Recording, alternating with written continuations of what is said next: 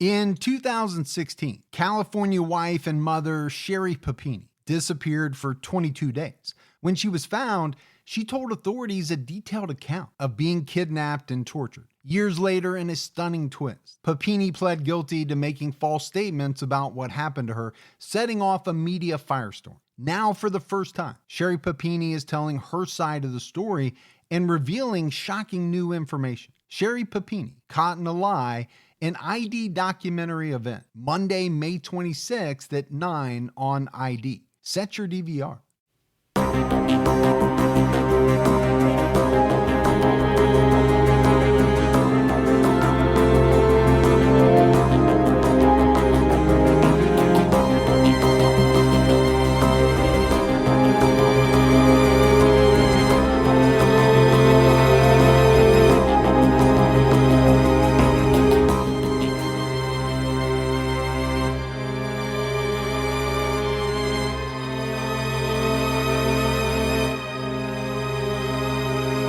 Hello, everyone, and welcome to episode 104 of the True Crime All the Time podcast. I'm Mike Ferguson, and with me, as always, is my partner in true crime, Mike Gibson. Gibby, how are you today, man? I'm good. How you doing, man? I'm doing great.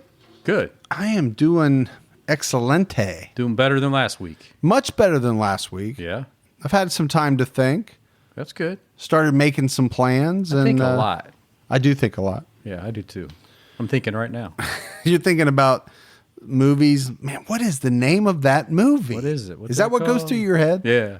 Amongst other things. All day long? All day long. I'm thinking of a movie. You know, it's still strange, but I am really excited about some things that, doing some things that I've been thinking about doing that I would have never had the time to do. I know. Now you can do it. Yep. So more podcast ideas, more book ideas. We're just going to see what shakes out, man. Yeah. Just like waking up on New Year's Day, man. The one thing I can say for sure, right, is that there is going to be more of Mike and Gibby, without a doubt. Or Gibby and Mike? Or Gibby and Mike. All right, it's going to be Mike and Gibby. I already know. I can tell. It rolls off the tongue. It sounds better that way. Well, you're the one that's saying it. Yeah, that's why it sounds better that way. Yeah. All right, Gibbs, let's give our Patreon shout-outs. We had Chad Toy. Paul Redman has been a Patreon sponsor, jumped up to our highest level. Well, thank you both. James Rose. Hey, James. Mark Warner. Hey, Mark. Tambry Breckon. Get your break on.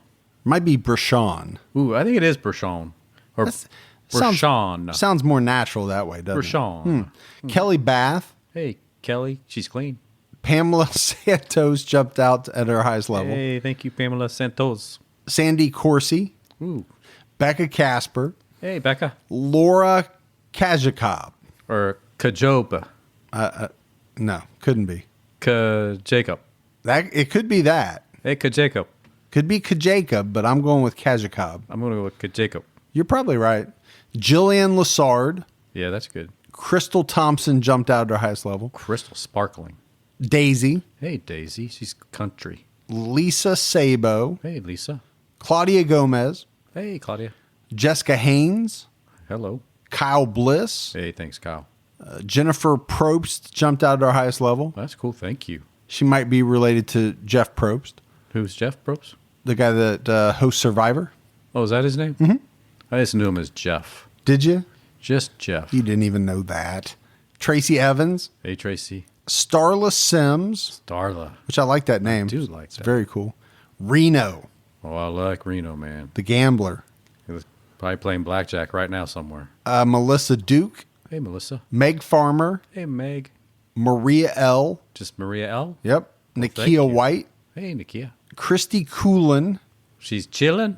Becky Jones. Hey, Becky. Shannon A. Thank you, Shannon. Vicky Lopez. Oh, thanks, Vicky. And Dana Kazmetsky. Kameski. And then Gibbs, we go back into the vault. Yes.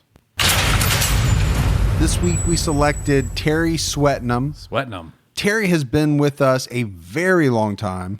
Oh, thank you so very much. On Patreon. We really appreciate that. And we had some great PayPal support as well. We had Kimberly Jones. Hey, thanks, Kimberly.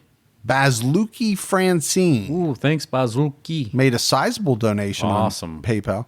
Melissa Buell. Hey, thanks, and Melissa. Jennifer Winkler. She's winking. So She it's knows, awesome. She knows Henry, too. Henry Winkler. Yeah. So we got a lot of support, and we really appreciate that. Goes a long way towards helping us, keep putting out this content. Especially now. Especially now But you're unemployed. that I'm close to being unemployed. Maybe you're quit wearing the sweatpants. Maybe I'll be wearing more sweatpants because I don't have to leave the house. What do you think about those apples? Ooh, you're probably right. I can see this developing into you growing a full beard and wearing flannel shirts with sweatpants. Well, I haven't shaved since November for Movember. Yeah. Going to see what it looks like. It's much grayer than I remember it. Yeah, I shaved mine off, but then I just started letting it grow again. So I'll see. Yeah, we'll see. It gets itchy. That's the thing. It's like starts getting itchy. Mine does if I don't do the neck. So I can only do like to the jawline. Yeah. Because from the neck down, I don't like it. It gets itchy. I tried to do a straight edge razor on my own neck. But then I get a little excited. Like, I wonder how far I can go before, Yeah, you shouldn't be allowed to have a straight edge razor. Yeah. That really should be considered a deadly weapon in your hands. I've used my K-bar before. It gets a really good shape. I bet it does. You get that thing honed, man. Yeah. All right, Gibbs. At the same time this episode is out, we've got an unsolved episode out on Betsy Aardsma, and we're going over to Pennsylvania, Penn State University. Yeah. I mean, nothing bad has ever happened at Penn State. You ever hear them in the news far about as I know. anything? Oh, wait, maybe not. But this is a murder that goes back to 69. It's like 50 years ago. Yeah, so almost 50 years ago. But, check that out. We get into the story, who Betsy was, possible suspects, all of that good stuff. But I think we have to dive right in to today's episode. And I don't think we had any choice, Gibbs. We had to do this one. We've had so many requests for Fred and Rosemary West that we just couldn't put it off any longer. No. People have been begging for this. Yeah, people really have wanted to hear us cover this story. And I'll be honest with you, I knew this story, or I thought I did, right? I knew the basic story. Yeah. But when you get into the research, man, you really start to realize how bad these two really were. Right. And on top of that, and obviously we're going to get into it in detail, but how bad their childhoods were. Both of them. Pretty damn bad. But we're talking about husband and wife killers, Fred and Rosemary West. And there's no other way to say it, Gibbs. They were vile. They tortured, raped, murdered at least 10 young women in the 70s. Now, we're in England, right? This happened in their home in England at 25 Cromwell Street. And that's going to become known as the House of Horrors. Fred was already a killer before he even met Rose. And of course, we're in England, so you're going to have a chance to show off some of your spot-on English accents. And I know you might change it up from region to region. You're that good. Pretty much. Yeah. Just depends on what we got going on. And I'm going to have a chance to mess up, countless cities, town names. There are some very hard to pronounce names over there. But we'll see how I do. And I will say in this case, although it takes place earlier in time, it reminds me so much, Gibbs, of the Paul Bernardo, Karla Homolka case that we did. All four of these people, extremely brutal, extremely savage. Now, the one big difference, there's probably two big differences. Number one, Fred and Rose don't look like Paul and Karla, right? Paul and Karla were nicknamed Ken and Barbie. They were good looking. You're not going to say that about Fred and Rosemary. These two are not winning any beauty contests, let's say that. But the other thing is, neither Fred nor Rose are going to get off as easy as Karla Homolka. And it's definitely going to be a two-parter, right? There is so much going on in this case. The backgrounds of these two people alone could fill an episode, and almost fills episode 1. So let's start off. Let's dive in talking about the childhood of Fred West. Frederick Walter Stephen West was born September 29th, 1941 in Muchmarkel to farmers Walter West and Daisy Hill. And it's a small town. It's about 120 miles west of London. But go back to this guy's name, Frederick Walter Stephen. It's like 3 first names. That is. I know a lot of people's middle names are essentially, could be first names too, but he's got 2 middle names. Why do you need 2 middle names? And I'm not putting anybody down that has 2 middle names. I've always just wondered that. I don't know. Is it because some different cultures have that though? Yeah. Is it because, the one on the paternal side, named for somebody on that side, and you're also named for somebody on your mother's side as well? Maybe? Might be, yeah. I've always wondered that. You don't see that as much here, do you, in the States? No, not here. It's Latin America, you see it a lot. a lot of, Especially with the women. Yeah. double middle names. Now, the Wests had 7 children in total, but they had them basically one right after the other. I mean, within a pretty short amount of time, they had 7 kids.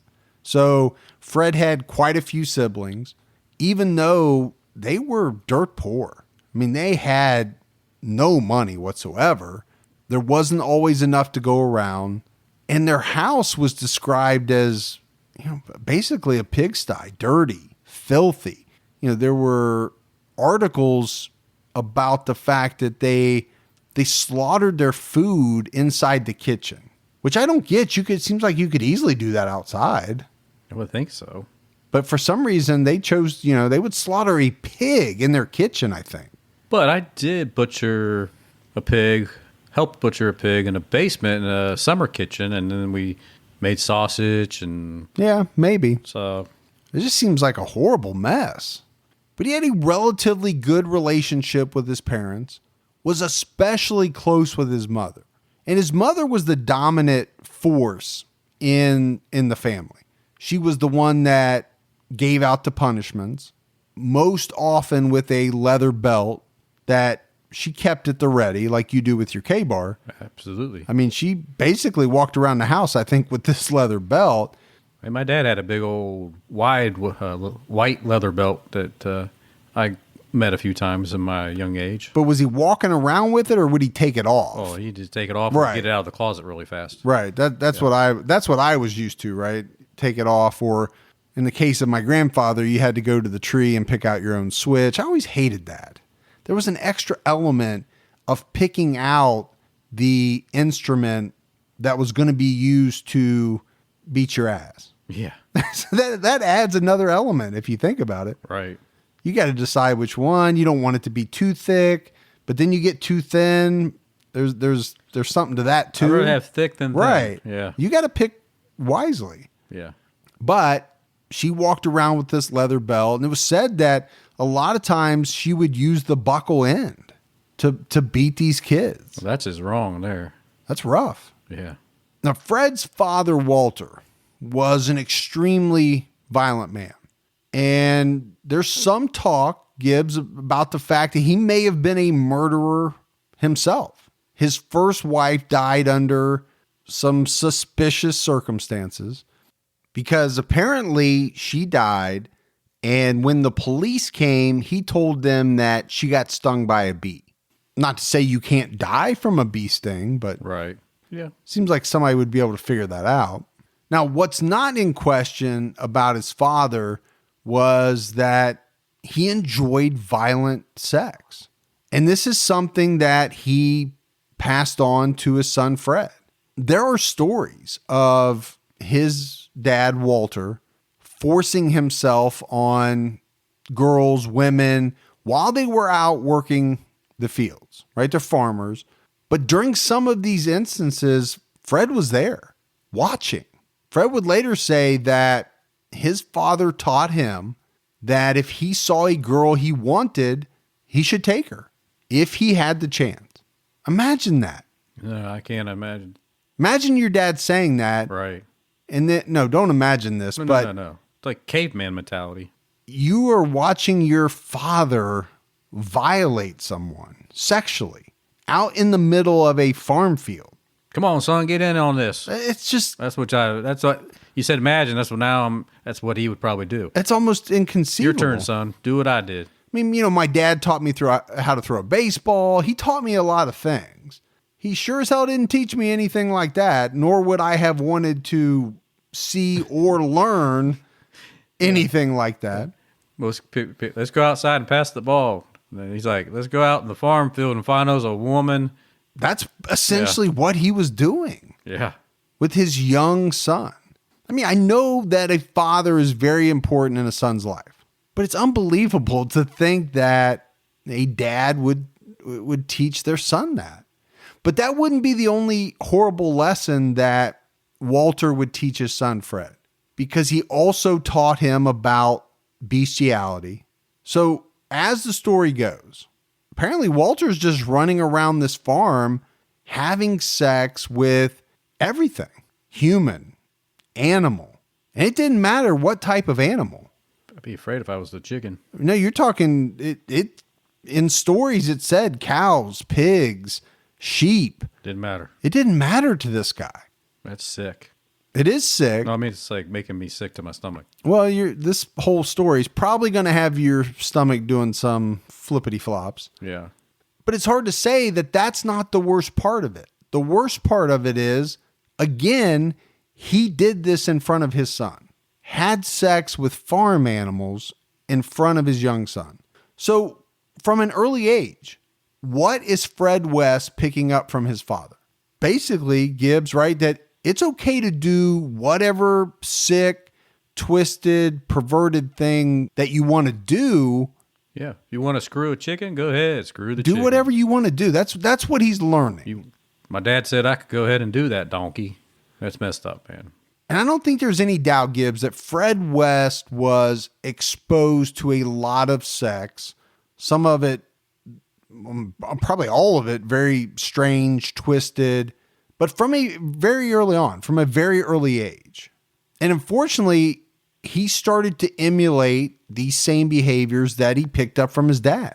Yeah, so I'm just trying to picture the end of the day around the farm at the dinner table, his dad talking about what he did, who he did, neighbor girl, whatever. And then Fred's talking about, I went out and got me a sheep today, got me a cow, got me the mule. I actually don't think you're that far off, because unlike a lot of cases that we talk about where strange, perverted, sick things are going on in a family, this was not hidden.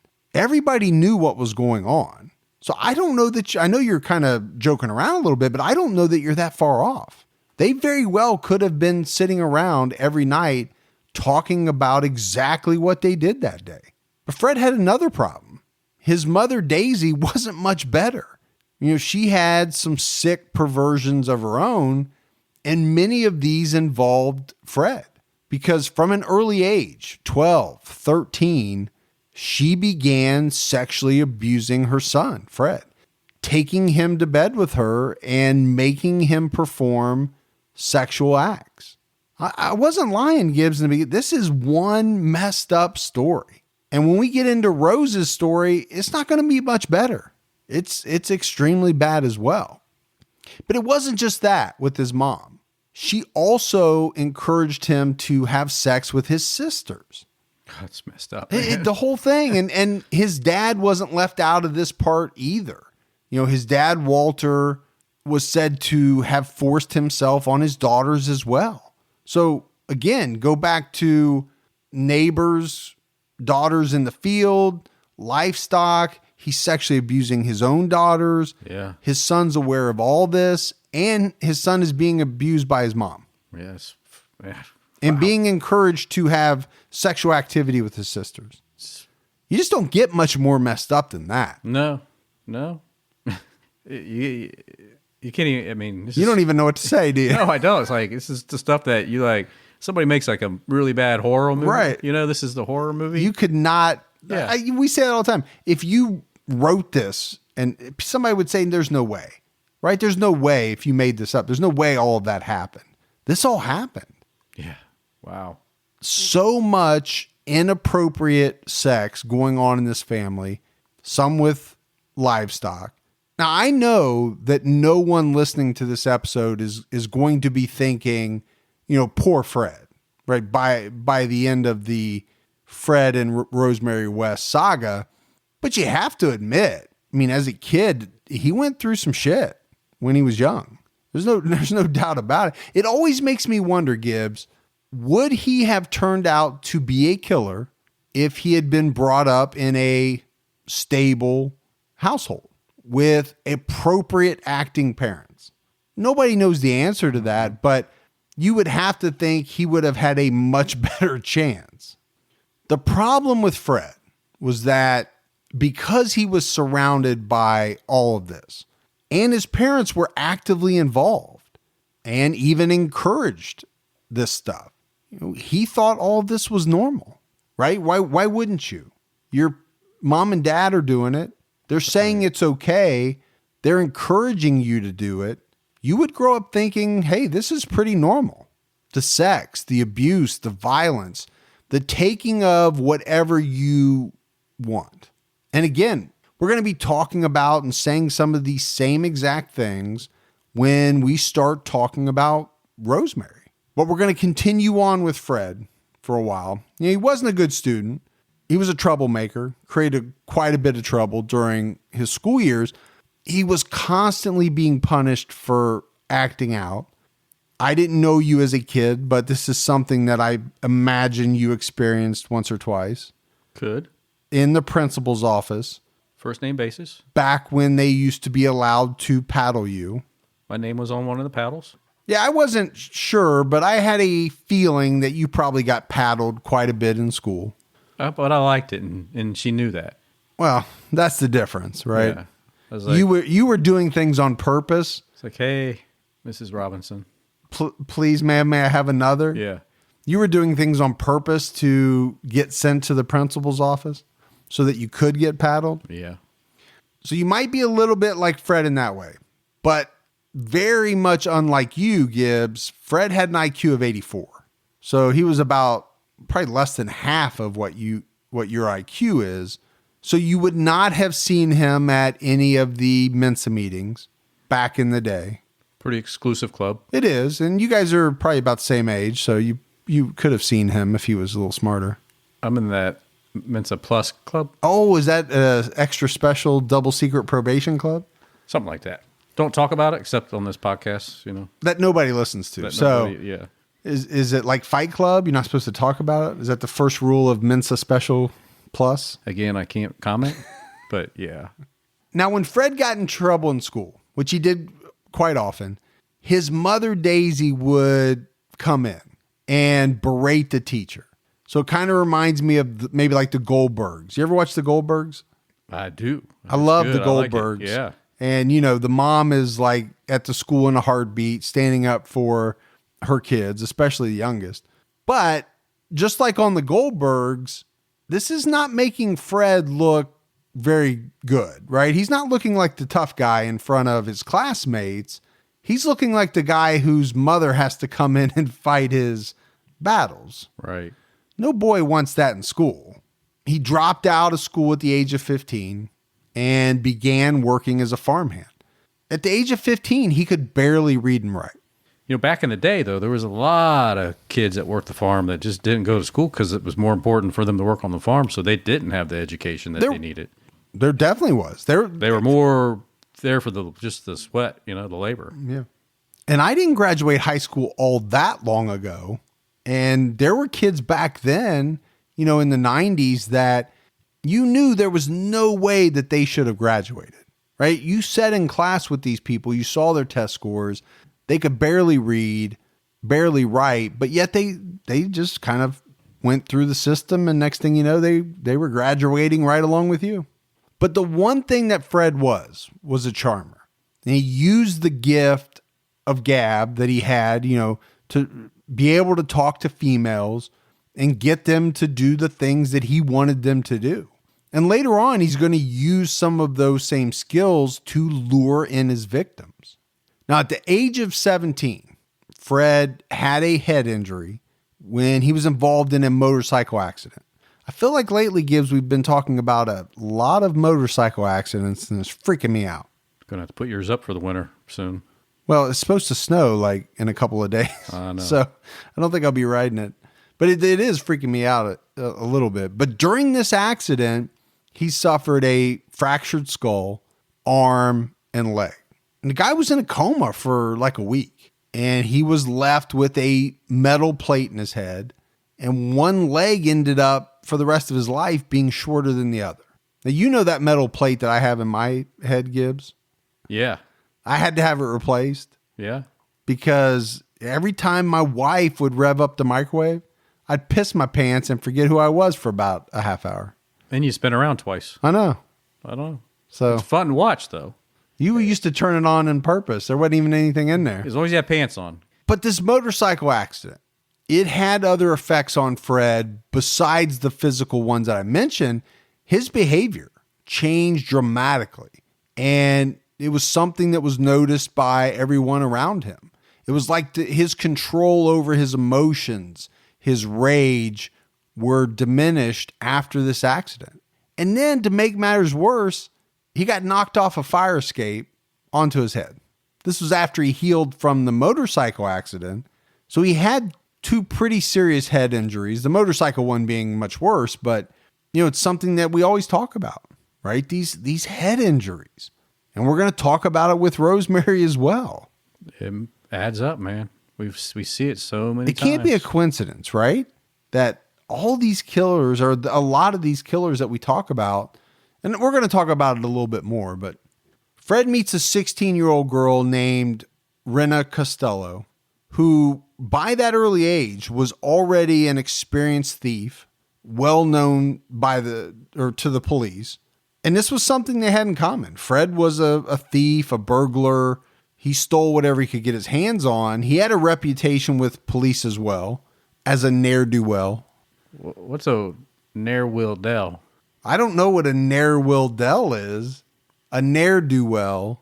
It's just a word I've always wanted to use in the podcast. Ne'er-will-del.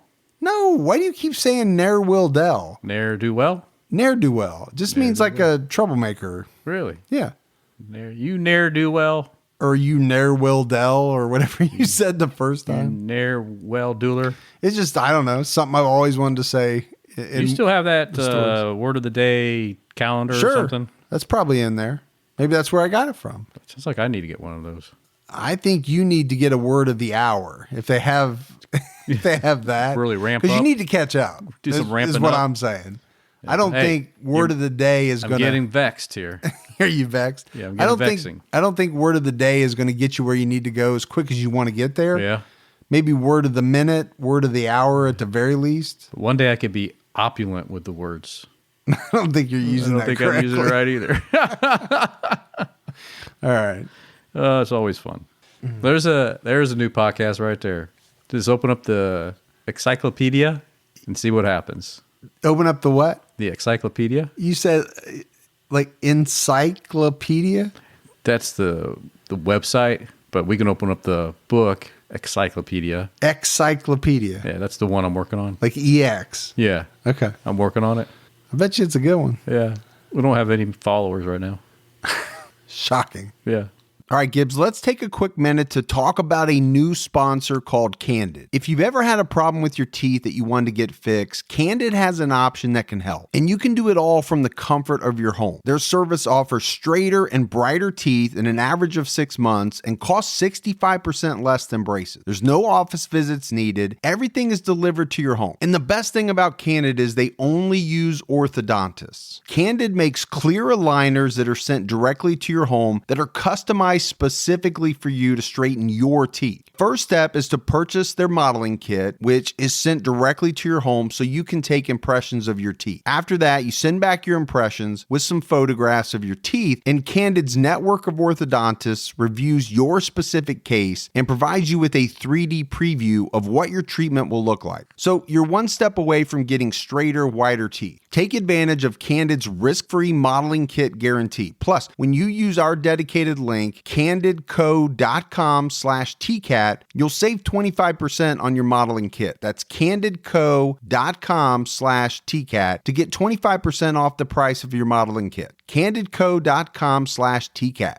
Don't let allergy season slow you down. Get common allergy meds for as little as $15 with GoodRx. So you and your family, pets included, can stop allergy symptoms before they start. GoodRx is free and easy to use. Just search for your prescription on the website or the app, compare prices, and get a free coupon to show your pharmacist. Save at over 70,000 local pharmacies nationwide, including Walmart, Walgreens, CVS, Publix, Kroger, and many more. Check GoodRx before every trip to the pharmacy to save up to 80% on both brand and generic medications. And did you know, GoodRx rewards you for saving money too. Join GoodRx Rewards today and earn points every time you use a coupon. Remember, GoodRx is not insurance, but works whether you have insurance or not. And it could be your insurance copay price. I've been using GoodRx for years, and I can't tell you how many times I have saved money even with my insurance. Stop allergies before they start and save big on allergy medications this season with GoodRx. Go to goodrx.com/TCAT. That's goodrx.com/TCATT. Fred got caught stealing some things from stores on a number of occasions. One time he got caught with another boy stealing a gold watch strap and 2 cigarette cases. Both of the kids got fined, but they got let go. But there's a lot more trouble, much more trouble about to come. Because in 1961, Fred West is 20 years old. He was arrested and convicted after impregnating a local 13-year-old girl. And while police are talking to him, they're questioning him, they find out pretty easily that he had sex with this underage girl a number of times. They also figure out that he had been molesting girls for years, dating back to his early teens. I don't think Fred was that withholding with information, because I actually think his attitude was one of shock. He was shocked that people, the police, that anyone thought that he had done anything wrong. He just didn't see anything wrong with what he was doing. Because he thought it was normal, because he saw his dad do it. So this is what people do. Exactly. He freely said what he had done and was shocked that they were upset with him. Yeah. Like he couldn't comprehend that. Now, he went to trial. His mother came to his defense at trial, even though, Gibbs, she knew what he had been doing. He had been doing it at home. So it couldn't have been a big shock to her that he would have done this to someone else. He'd been doing it at home at her direction. But anyway, she stood up for him in court. The motorcycle accident was brought up as a factor in his behavior. And the case against him eventually fell apart because the 13-year-old didn't want to testify. And that happens. We know. We've talked about that in other cases. Now, I did want to say this. There were some things in the research that conflicted around this story. You know, some people have said that this 13-year-old was actually his sister, but the majority of the research says it was not a family member. Maybe it was the daughter of a family friend or something like that. But there are some articles that say that this was his sister. But either way, Fred was essentially disowned by his family. They kicked him out of the house. But he didn't go to jail. Of course not. Right? He didn't do any time, essentially, which is kind of hard to believe. He's a 20-year-old that confessed to inappropriate sexual relations with a 13-year-old girl. Yeah. Jerry Lee Lewis, what? And impregnated her. Yeah. That one's a little tough. I know it's 1961, but still. So Fred worked construction for a while, got fired for stealing on the construction site. But eventually the next year, his family allowed him to come home and live back at home. Enough time has passed. Yeah, we've disowned you for a year. Now you can come back. Oh, and by the way, we're all still sleeping together. Yeah. We're going to draw names to see who's going to go to bed with who tonight. So that part has not changed. Yeah. It was around this time that he was allowed to come back home that he reunited with Rena Costello, who was by this time a sex worker. And she was pregnant with someone else's child. But the two of them got married later that year. Does not seem like a great way to start off a marriage. I'm sure it happens, but the love of your life as a sex worker who is pregnant with someone else's baby. Now, they had to lie to Fred's parents and tell them that the baby was his. That's where they had to lie, huh? We don't have to lie about We're doing all this other stuff. I'm screwing animals. I'm screwing my sister. I'm screwing, but I can't tell them that the baby in my girlfriend or my wife now's belly is not mine. I don't know. Yeah, seems like a strange place to draw the line. After they married, they moved to Scotland, and Rena's baby was born. She named her Charmaine. And after she was born, Fred wrote a letter home to his mother saying that the baby had died during childbirth.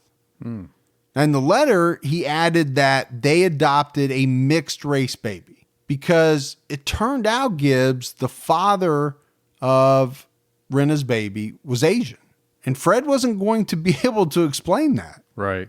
It didn't look like him at all.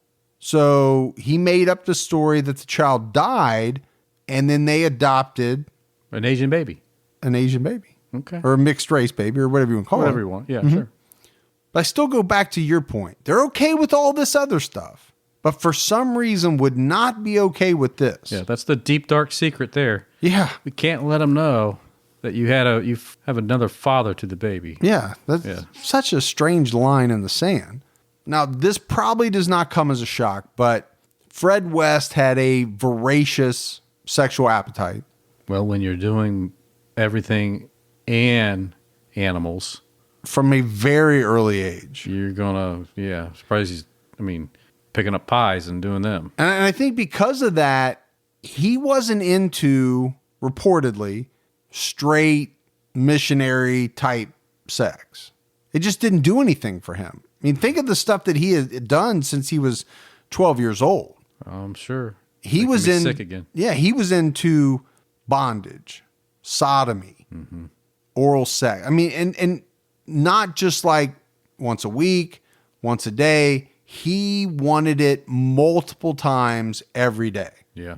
And that's what I mean by sexual appetite.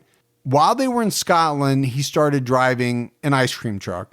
The ice cream man, huh? He was the ice cream man. There we go. The only one in Scotland. He just drove all around Scotland delivering, ice cream. By playing Van Halen's Ice Cream Man song? But what it did was it allowed him the opportunity to meet many young girls. When you say young, you mean young. I don't know. I actually don't know how young, but he had a number of affairs on Rena. But still, in 1964, they had their own baby girl. They named Anna Marie. And Rena had a friend by the name of Anna. She helped watch the kids from time to time. But one day while he was driving his ice cream truck, Fred was involved in an accident where he killed a 4-year-old boy. Wow. Instantly. But apparently the accident was not his fault. He was not charged. I didn't get all the details of the accident. But after that, he'd had enough of Scotland. And I think this had something to do with it. The accident, it wasn't just a coincidence that right after this, he packed up the family and moved back to England. But they also brought along Rena's friend, Anna McFall, and they settled in Gloucester, England. Gloucester. So Fred got a job at a slaughterhouse, which to me is some very eerie foreshadowing. Slaughterhouse rules.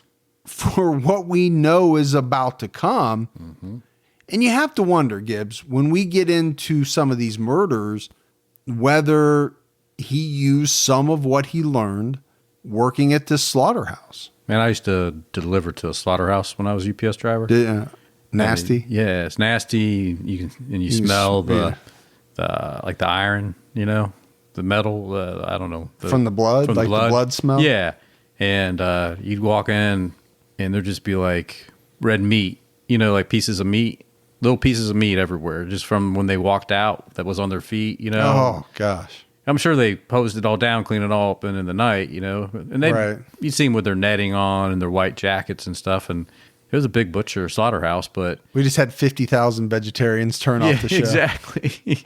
Yeah, but man, it was. Yeah, I was like, oh man, it was. You dreaded that every time you had to. Yeah, it was because you knew that when you went in, when you came back out, you had to like drag your feet across the gravel, to get that stuff off your feet, off your shoes, and Was it one of those things where the smell oh yeah, it stuck with you. My Yeah. nose is very sensitive. My daughters are into like these Scentsies. They have all these weird smells. And that stuff wafts through the house. And once it gets up into my nose, stays there. it stays there, man. I cannot. It's like I could just walk around all day smelling that same smell. If you deliver the front, it wasn't bad. If you were on the back where they dispose of a lot of stuff, that's where the nasty stench was. All right. You're really, really Well, dragging this slaughterhouse thing out. we're I don't think that's what's going to turn people No, off. it's not. I mean, if they they made haven't through- already turned it off. if they're still with us, You're right. they're good. You're right. Now, eventually, Rena had enough of Fred, right? It wasn't just I want sex 3 or 4 times a day and I want this type of sex. She just got to the point where she was done with it. So she moved back to Scotland, but she left her 2 children behind with Fred. But it wasn't by choice. When she tried to leave, she wanted to take the kids, but Fred wouldn't allow it. And remember, one of those kids is technically not his, right? Charmaine is not his biological child, but yet he wouldn't let Rena take her. You always wonder how they can do that. Someone can do that. But then you watch some of I've seen some shows, true stories, and how people can manipulate others. Oh, I think he was manipulative. I also think he probably threatened her and did some of that by force. Sure. She was probably scared of him and what he would do. But Anna McFall, her friend, stayed behind with Fred after Rena left. And the 2 of them became involved. Well, if you're with Fred, You're going to get you're involved going to be involved one way or the in other. something. So either voluntary or involuntary. And it's probably not going to be good. It's not going to be good. But apparently Anna was kind of infatuated with Fred. And Rena would come back, to England to visit the kids from time to time. And one time when she came back, there they were. They were essentially a couple, Yeah. Fred and Anna. And she had to be like, WTF, what's going on here? Are you crazy? Why would you even want to be with him? Is probably what she's thinking. And she probably thought it was even more strange when she came back later to visit. Anna was pregnant with Fred's baby. Yeah. Fred and Rena are still married. They hadn't divorced. She just is living in Scotland. But this union's not going to last very long between Anna and Fred. Number one, like I said, Fred and Rena are still married. But Anna is pestering him, talking to Fred, trying to get him to divorce Rena. Apparently, he didn't take this very well. He got tired of it. And he killed Anna and the unborn baby. Both. Just like that. Just like that. He said, I'm tired of hearing you talk.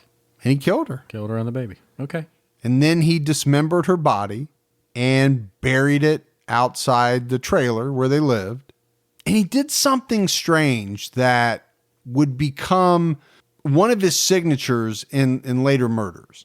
He removed each one of her fingers and each one of her toes. Oh, one at a time? I don't know. He could have done them all at the same time, I guess, if he had to. But individually, they were all removed. Okay. Yeah. And they weren't buried with her body because they don't find her remains for a very long time. That we probably won't talk about the finding of the remains until episode 2, but it's something important to talk about because it's going to be a signature. He's going to do this in later murders. That's always amazes me what people do, right? We had he's got the fingers and toes, and you got the people that cut off the breast, and you have the people that keep the feet, the people that... Why, right? You wonder, why is it that? What draws somebody to, number one, to murder, that's bad enough. But then what you're talking about is wanting to, let's say, keep a very specific body part. Think about Arthur Shawcross. Yeah. Cutting out the genitals and... Yeah, why? Why do that? Why keep the heads? Why keep... I don't know. But again, to get into these people's minds, it's scary business. After Fred murdered Anna, Rena came back.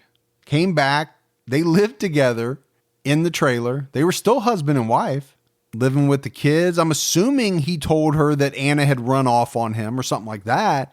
But they fell back into their old routines, living together, taking care of the kids. But this isn't going to last either. Rena left again the following year and once again left the two kids behind with Fred.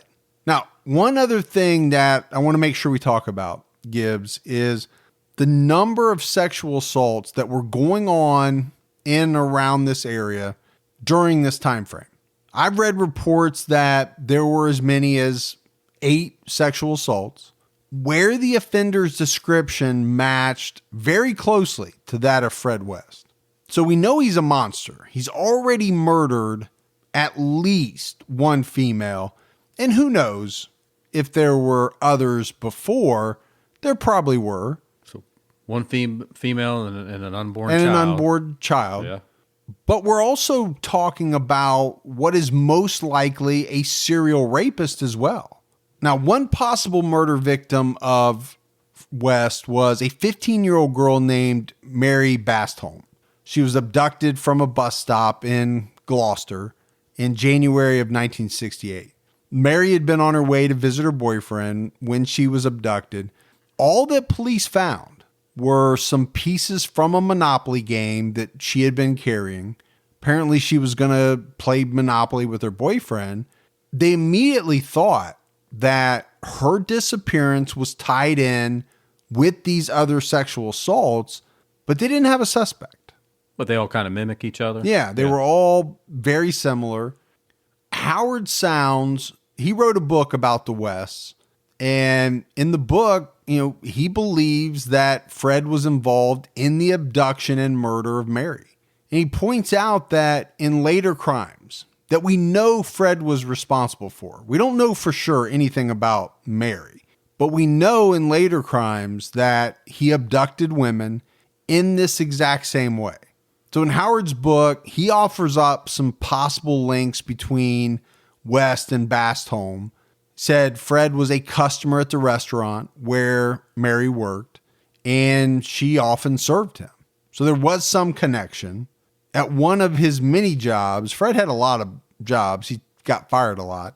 But at one of them, he had done some work near the restaurant.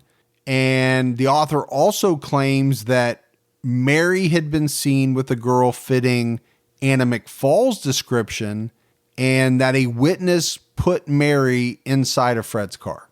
So again, this author believes that Fred killed, abducted, probably sexually assaulted, and ultimately murdered Mary Bastholm. But it's not a proven murder of Fred West. The month after Mary Bastholm went missing, Fred's mother died due to complications from a gallbladder surgery. And like I kind of mentioned it, he bounced around between jobs, but later that year, he would meet his next wife. Fred West met Rose Letts, the woman that would become his partner in crime. I've got my partner in crime, in true crime. True crime. I forgot, I left out the true. Yeah. You got to put true crime in there. Makes it sound like we're actually out there committing crimes. Not anymore. We stopped doing that a while back. If I leave out the true. But they met November of 1968. While he was still married to Rena, they're not even divorced.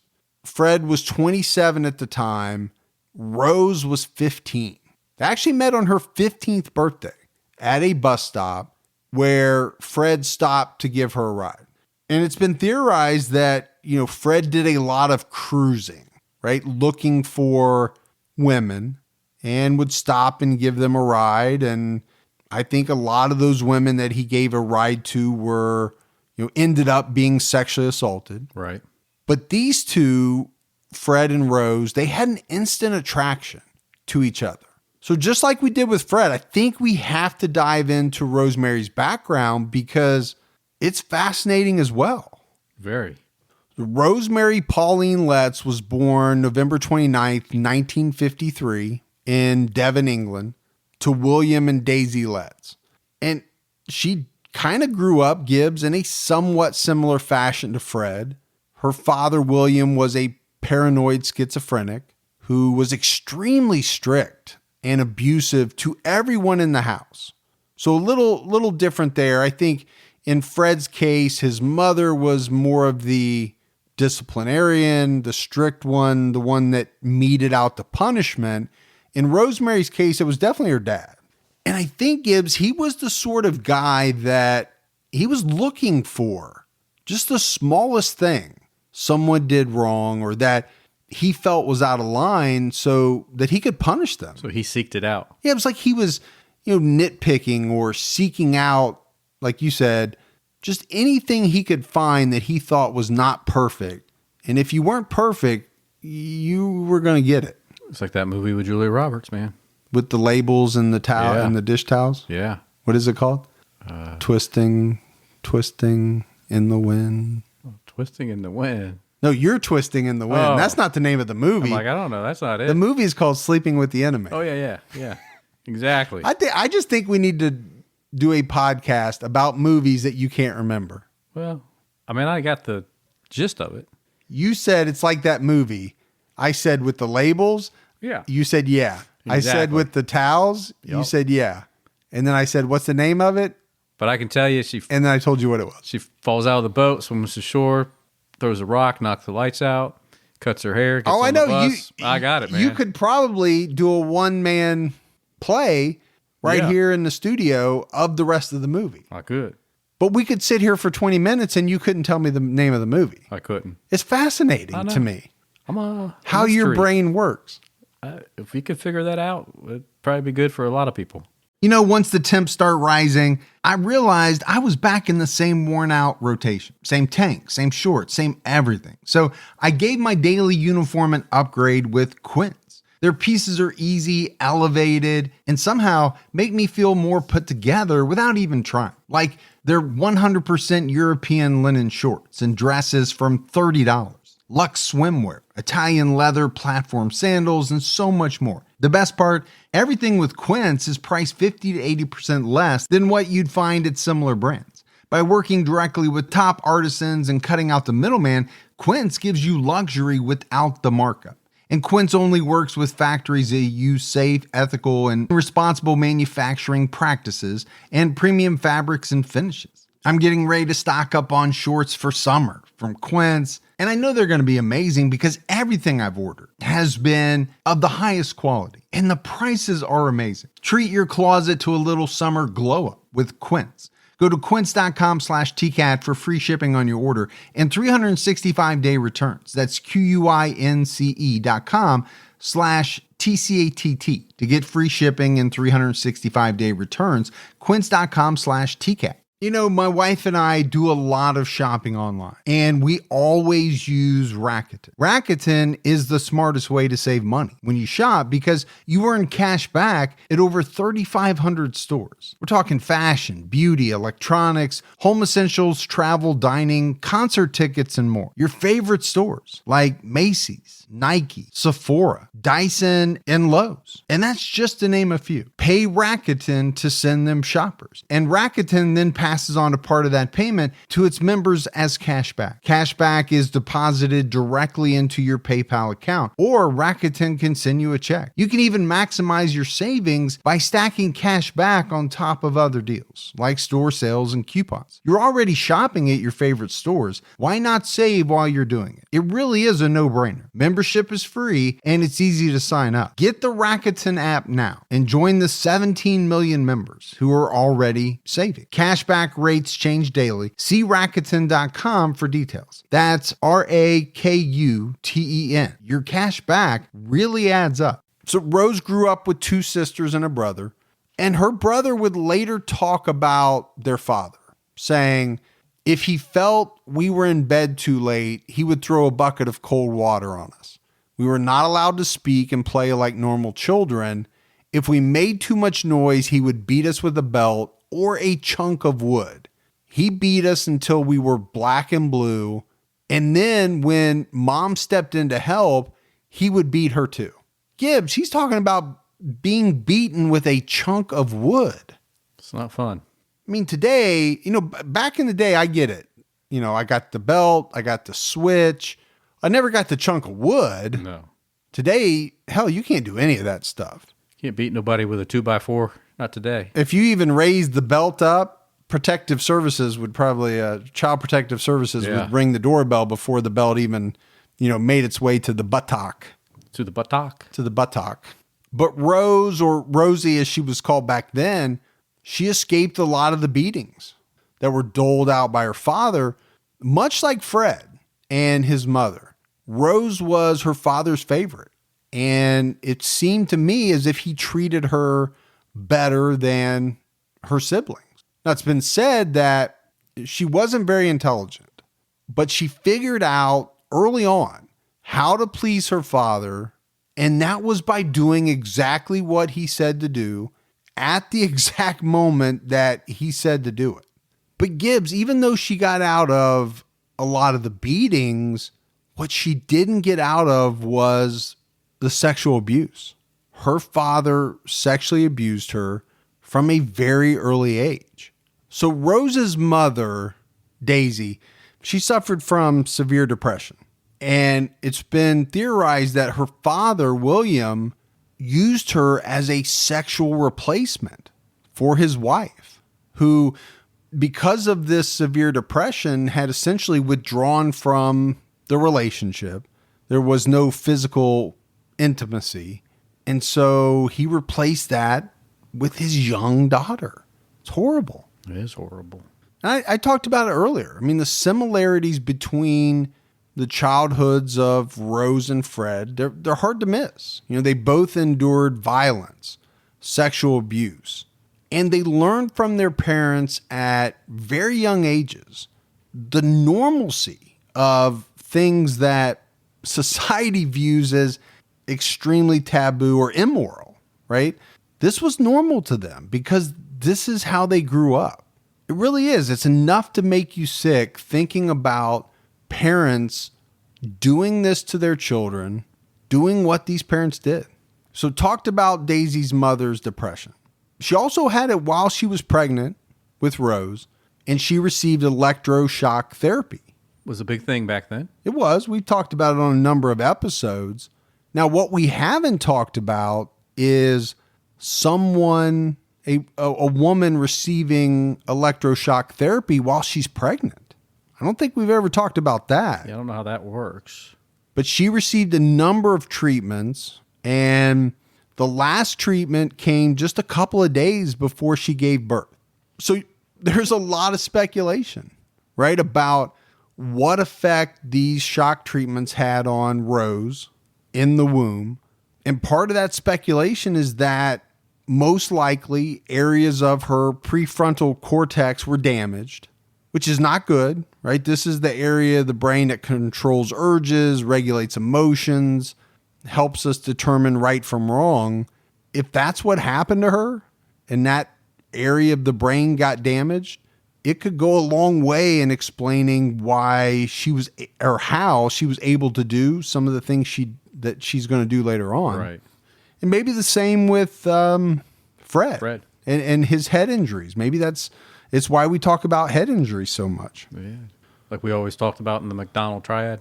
Yeah, but if you remember, head injuries aren't even part of the McDonald triad. It's animal cruelty, bedwetting, and arson. Okay. Now, we've seen a lot of animal cruelty in the episodes that we've done. We've had some bedwetting, we've had some arson, but I think, Gibbs, we've had much more brain, head trauma injuries than we've had some of those other parts of the triad. I believe that for sure. It seems like almost every episode we are finding that one of these killers had, some type of head injury. Yeah, some major head trauma for sure. And it can't be just a coincidence. It cannot be that, many of these killers suffered some type of head or brain trauma. Now, as a child, Rose developed a habit of rocking back and forth. And especially as time went on, she would rock her head and neck constantly. And as a little girl, she would do it for hours and hours until it was said that it put her in almost like a hypnotic-like state, that she would do it for so long. Her family called her Dozy Rosie. Really? Yeah, because they thought she was a little bit slow. I mean, those were their words. And she didn't do well in school. She was overweight and was teased by her classmates because of that. But when it happened, she fought back. She would go on the offensive. She would yell and scream and attack her tormentors or the people that were bullying her. And she developed kind of a reputation of being like a hothead or belligerent. Yeah. But because of all these things that she went through, she was a loner. She didn't have a lot of friends growing up. Her parents divorced when she was a teenager. And she originally lived with her mother. But in 1968, she made the decision to go live with her father. And the sexual abuse perpetrated on her by her father, it started right back up immediately. It was strange to me when I got to, the part of the research about this, because in the back of my head, Gibbs, I kept saying, why would she make that decision knowing what her father had done to her for so many years? Yeah. I couldn't figure that out. But this brings us to the point where she met Fred. And initially, Rose's father couldn't stand Fred and apparently even reported him to police for having sex with Rose, who was underage. Think about that. He called the police on Fred because he was having sex with his daughter. You got to have some stones to make that call after you've been sexually abusing your own daughter for years. Well, people like that don't see anything wrong with what they did. They see what's wrong with what somebody else is doing. Exactly. Now, I get that. You're probably absolutely right about that. But that's one thing that kind of, stuck out at me as well. Who's to say that he calls the police and because Rose is infatuated with Fred, she doesn't tell them what he's been doing. So you're either really confident, really dumb, or you got stones to spare. I don't know. It's one of those. It's a combination of some of those. A mix of that. But I mentioned earlier that Fred and Rose had an instant attraction. And I think Gibbs, most of it or all of it was physical. Both of these people were very sexual individuals. I mean, look back on what we've talked about in their childhoods. They were both exposed to inappropriate sexual acts at a very early age. They were just exposed to a lot of things that, number one, nobody should ever be exposed to.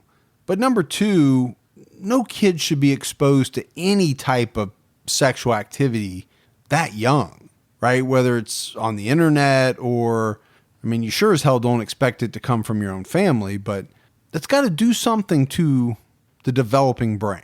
And I think it did something to Fred and Rose because, we've already talked about Fred's sexual appetite. Rose is probably going to match him. She was very sexual. We'll get into more of that aspect in part 2. But her dad eventually warms up to Fred, right? He goes from calling the police on him to thinking, you know what? I kind of like this guy. Because they got the same, they like the same thing? You're absolutely right. It's wrong. It's so wrong. People that have looked at this case have theorized that the reason William changed his mind about Fred was because he saw himself. He realized that Fred was a sexual predator just like he was. This is like a kindred spirit to him. So I said that the two met when she was 15. When she turned 16, she moved into Fred's trailer. Within a few months of that, they moved out of the trailer and into a house in Gloucester. But it's not the house of horrors, right? We haven't gotten to that part of the story yet. That move would come later. But incredibly, Rose's father, William, continued to have sex with his daughter, even while she was having this relationship with Fred West. And again, I think it's part of the reason why he changed his mind about Fred. He realized who this guy was to the point where he was okay with allowing William to have sex with Rose. He probably didn't see anything wrong with it, right? To your point. Oh, yeah, he didn't. He grew up with moms and dads having sex with their kids. Fred West, I don't think he saw anything wrong with it. I think everybody in the audience is about ready to scratch their eyeball out. Oh, they haven't already. Saying, how in the world can all of this stuff happen? But Gibbs, I think this is a good stopping point for part 1 of the Fred and Rosemary West story. And man, we've just scratched the surface. You know, now that these two are a couple, they are going to go on to perpetrate a level of evil. They're going to eventually be some of England's most notorious killers. Yeah, see, you even got the killing wrong. You're trying to make out I just went out and blatantly killed somebody. No, nobody went through hell. Enjoyment turned to disaster. That's what happened on all of it, or most of it anyway. All right, so a little clip of Fred to whet the appetite for episode 2. There's going to be a lot of audio in episode 2 because there is a lot of audio of Fred. There's some of Rose as well, but it's all around the murders. So it's going to come in episode 2. But in that clip, again, might be hard to hear. It might be hard for, some of us to make out, but he's essentially saying, you've got it all wrong, right? I didn't go out looking to kill anyone. He's basically saying that everybody was having fun and things went badly. That's what he's trying to say, right? And he's talking about sex. Right. He's having sex with these women. Everybody's having a good time and something went wrong. Well, it's not going to turn out that way, right? That's not the way it really happened, but that's the way he's trying to spin it. All right, Gibbs, we got some voicemails. You want to check some of those out? Yeah, let's do it. Hey, Mike and Gibby. This is Maddie from Northern California. I just want to let you guys know that you are my hands down favorite true crime podcast I've ever found. You guys are so good that it's so difficult to find any others because I just continually compare them to TCAT, and you guys' research is just amazing. You guys flow. I just want to say thank you. You're amazing. Keep doing what you're doing. Please keep doing what you're doing. You make my work and you make my driving anywhere that I go so much more worth it when I go on a cat episode of some sort. I just found out that there's this whole Team Mike or Team Gibby. I'm totally Team Mike. You're an absolute legend. Sorry, Gibby. Keep doing what you guys are doing. I enjoy it a lot. I'm an absolute legend, Gibby. Did you know that? Well, we knew you were a legend. Well, you wear the shirt that says, I'm a legend. You got the hat, I'm a legend. I thought you were going to say you're a legend in your own mind. Well, I'm almost speechless. I don't even know what to say because I sit here week after week. We hear about 95% Team Gibby, right? That's about the ratio. Your head at certain points in the episode and the voicemails is so big that you can't get out of the studio. We know that. Oh, come on, man. No, that's why we had the overhead door. It's like a garage door that lifts up. But we appreciate that voicemail, Maddie. I mean, Gibbs, we try hard, right? With the research and all of that. We try to put it in. And I think we will keep doing this show as long as people keep listening. Yeah. Plain and simple. Absolutely. We're not going to run out of bad people to talk about. We haven't even scratched the surface. Oh my gosh. I was looking at our list the other day and, I always talk about when people leave voicemails and, they'll suggest a certain case and I'll say that's on the list, right? It's been on the list since we started. We haven't done 25% of the ones I put on the list to start with because we keep finding other ones that weren't on the list that we find fascinating, and we end up doing those. I mean, that's the part I love is when you're researching like more of a well-known and you start diving in and like you said, you find these and you're like, wow. Well, let's do that one because it's probably, a little less well-known, and we do try, we want to sprinkle them in. Yes. Hi, Mike. Hi, Gibby. This is Sarah calling from Menifee, California. I just want to say thank you so much for your podcast. I've never listened to a podcast before.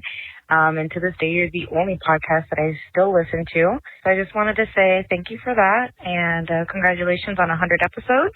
Keep up the good work and keep your own time ticking. That's nice. That's very nice. Yeah. Appreciate that very, very much.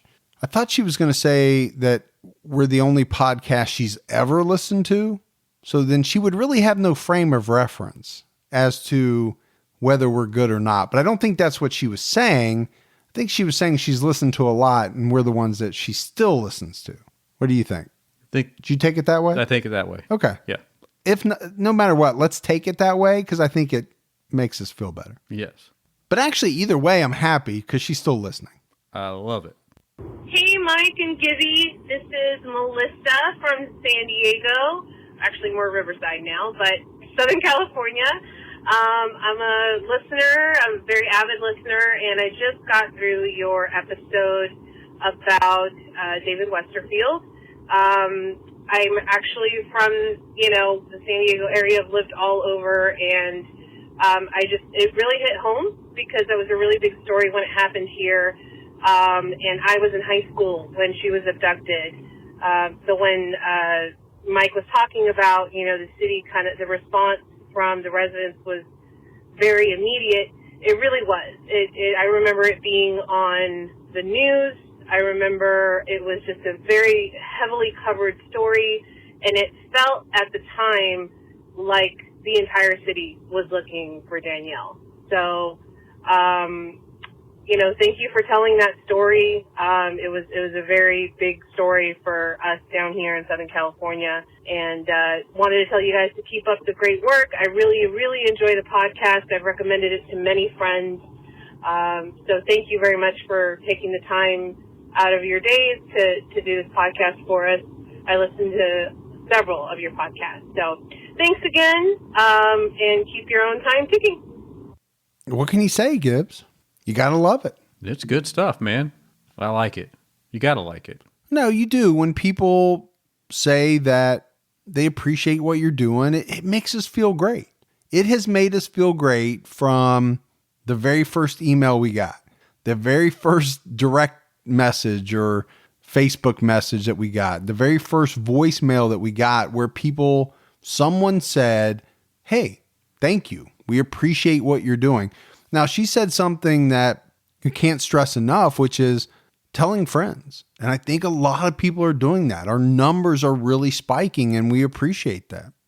Hi, it's Jill from Chicago. I just wanted to thank you guys again because I woke up today and I was getting my morning situation together, and I was like, oh, it's Monday. It's TCAT day. And I barely get through a couple hours before I'm already listening to it. So I wanted to thank you guys for being so reliable and lovely. And I am Team Mike, and, the Mike I'm referring to knows who I mean. Love you guys. Yeah, he's got a big smile on his face, so he knows.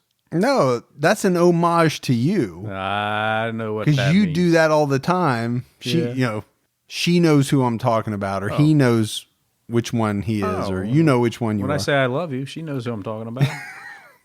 But we do love Jill. We appreciate that. And I will say, Gibbs, I was putting the finishing touches on, this episode earlier in the day and just happened to break into the Duke's Shorty Sausages. Yeah. Serrano pepper version, or sriracha. I always forget. Serrano or sriracha. I forget what it's called. But I can't get enough of them. And Jill, I still have the ones that Jill sent, and I'm trying to ration them. Because I can go nuts. I could eat a whole bag. Yeah, you've seen me. You love putting those sausages in your mouth, that's for sure.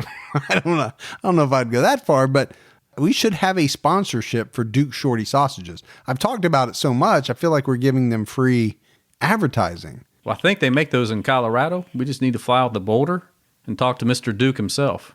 Right? I think everybody listening should email Dukes and say, hey, you got to give these boys a sponsorship deal. All right, Gibbs. Let's talk about mailbag just for a minute. Eileen Snyder sent us a very cool Halloween card, sent me some Harley anniversary tokens from the heart of Harley country, which I appreciated. Now, I will say the card had a lot of glitter on it for a Halloween card. So my wife is probably going to think I was at a strip joint. So I may need your backing on that. I'd be like, what Halloween card? What are you talking about? There was no Halloween cards. Strip joint. Either way, it's worth it. Yeah. It's worth it. And it was very cool. We appreciate that. And then you know, our good friend S, who you've probably heard, he calls in every now and then with a voicemail, sent us what is probably the most interesting, eclectic package we've ever received. So first off, there was some actual cotton plants that it looked like he literally pulled off the side of the road, got out and cut, stuck them in a box. Yeah. Some farmer's like, Hey dude, what are you doing? my crop's down. You're cutting my cotton, which we know is an ode to your "the hills are alive with the sound of cotton" moment. Exactly. That I will never forget, probably for as long as I live. It was good, man. First of all, cotton makes very little sound. Have you ever been standing in a cotton field? No, not Well, really. then you don't know. But also in the box, 2 $5 bills, which I kept, both of them. No, I gave one to Gibbs. I kept one. A pair of what appear to be $5 truck stop sunglasses, Okay. and a shopping bag with the letters GSA written on it. It's like a mystery box, Gibbs. I don't know if these are GSA. clues. I don't know if some of these are clues that we're supposed to put together. There was a couple of pins in there that looked to be straight out of like an office, but he also sent 3 Harley chips. Now, knowing S, he's going to call back in probably and say, you know, your first clue is whatever. And it's going to lead us on something. But We might want to take pictures of the money before we spend it. Oh, Maybe there'll be like a clue tied into the there money. might be. It's like our, Can you go back to that place and get our money back? because we already spent it. You already spent it? But we appreciate that. I got a big kick out of it looking through the box. And Gibbs, I know you did too. The cotton is what really cracked me up.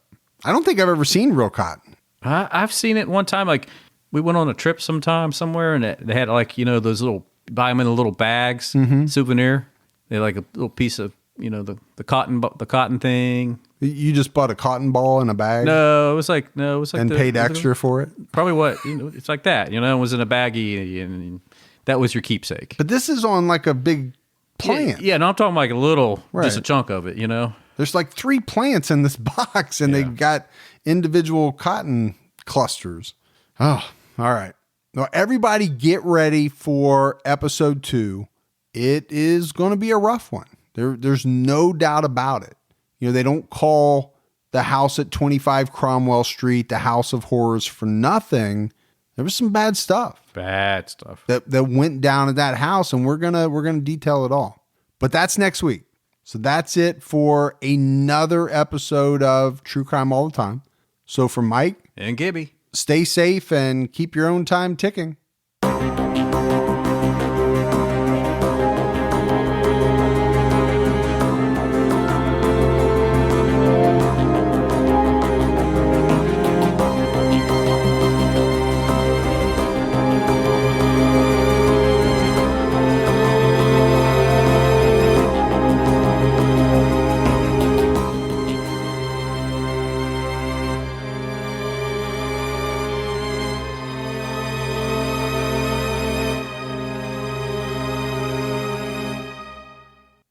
Inspired by the hit Wondery podcast Against the Odds comes the gripping guidebook, How to Survive Against the Odds, Tales and Tips for Animal Attacks and Natural Disasters.